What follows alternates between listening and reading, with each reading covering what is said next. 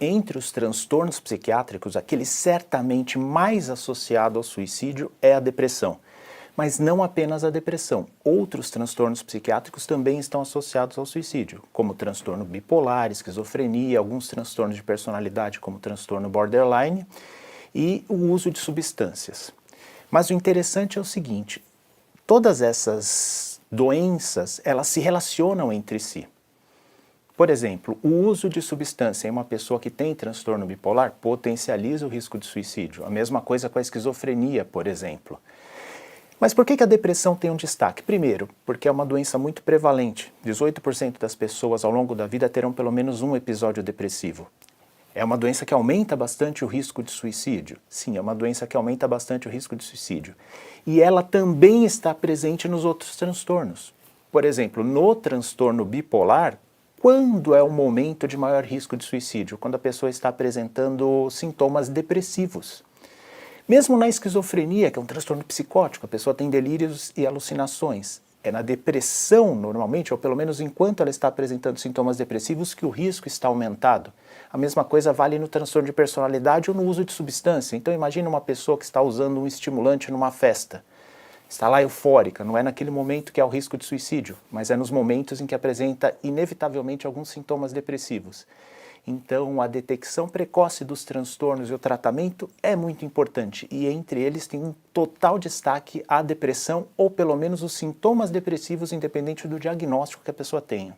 Falando das estratégias médicas para uma pessoa que já está dentro do comportamento do espectro suicida, porque o comportamento suicida ele é um espectro.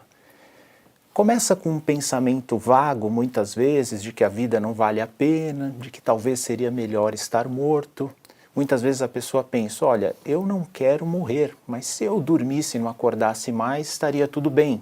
Meu Deus, o que já é isso, dormir e não acordar mais?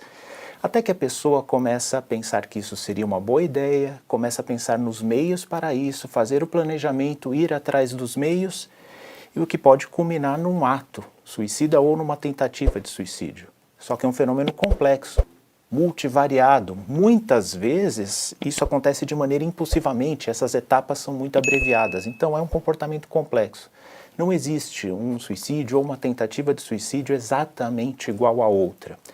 Em qualquer momento desse espectro do comportamento suicida, é preciso haver uma intervenção de múltiplas formas, do ponto de vista social, familiar, do ponto de vista psicológico e do ponto de vista psiquiátrico também.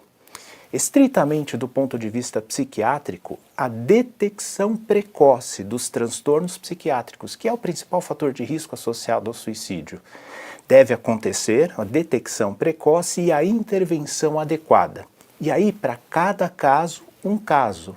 Para cada tipo de transtorno psiquiátrico, existe uma intervenção que vai ajudar na prevenção de suicídio.